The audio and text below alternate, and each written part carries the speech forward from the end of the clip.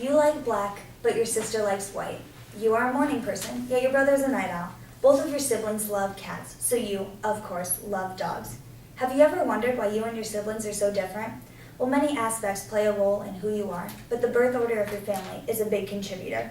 And through much research and having 2 siblings of my own, I can attest greatly to this.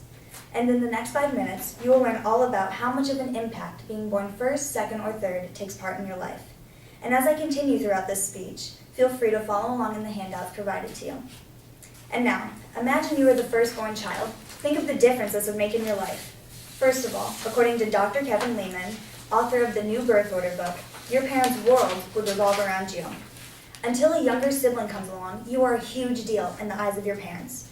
The firstborn child is showered with attention, thus installing a natural sense of confidence in themselves.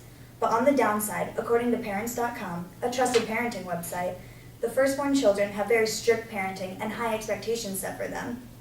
And because of this attention, the personalities of the firstborn child are quite discernible.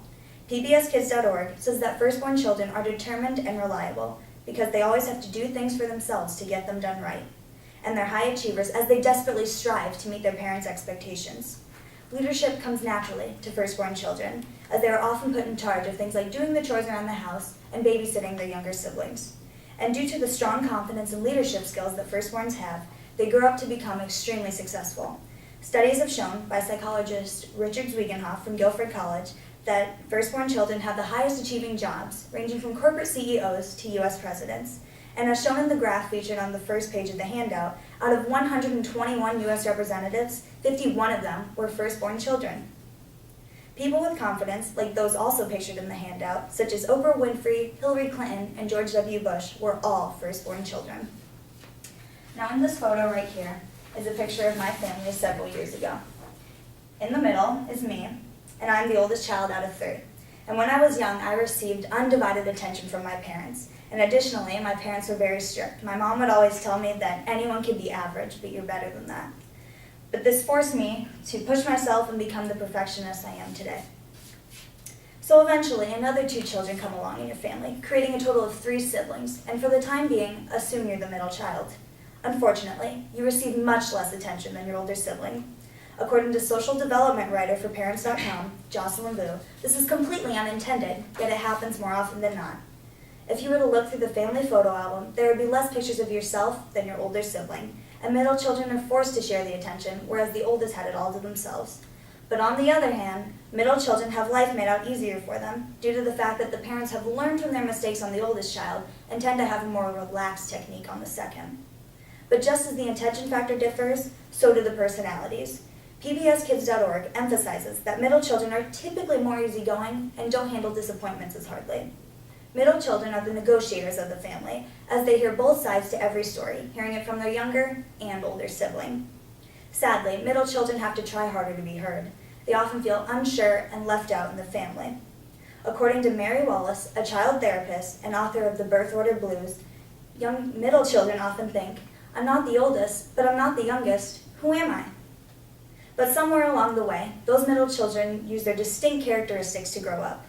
And Rachel Zupek, a writer for CNN.com, says that middle children are usually really talented in careers involving negotiation and people skills. Famous middle children are pictured on the 3rd page of your packet. These include Princess Diana, David Letterman, Susan B. Anthony, and Barbara Walters. However, according to CNN.com, middle children typically earn $35,000 less than their older sibling. Now pictured here is my little brother, Caden. He's the middle child of our family, and he's the most calm and collective child I've ever met in my life.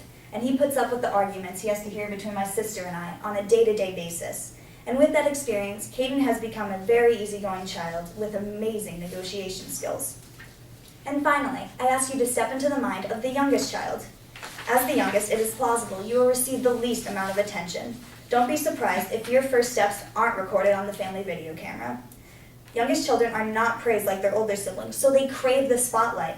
They work as hard as possible to become the center of attention, and when they don't get that, they tend to rebel or to break the rules.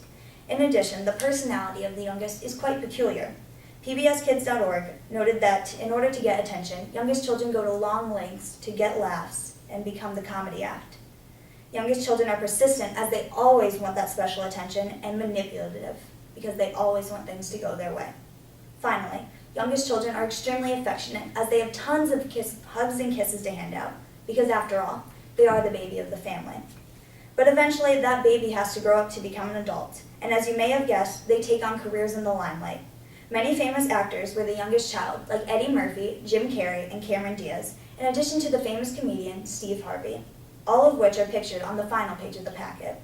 And again, CNN.com says that youngest children are the least likely to earn six figures in their lifetime. And lastly, on the far side of the picture is my youngest sister, Kaya.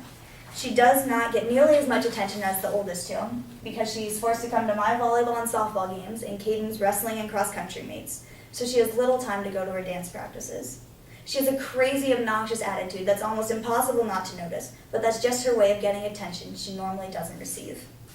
So today, you have learned all about how much of an influence being born first, second, or third takes part in your life. Many aspects play a role in who you are, but the birth order of your family is a big contributor. We all like to think that we control who we are, but these distinct characteristics are installed in us before we even breathe. This is what makes us so different from our siblings, but that's a good thing, because it creates uniqueness and makes the family bond stronger.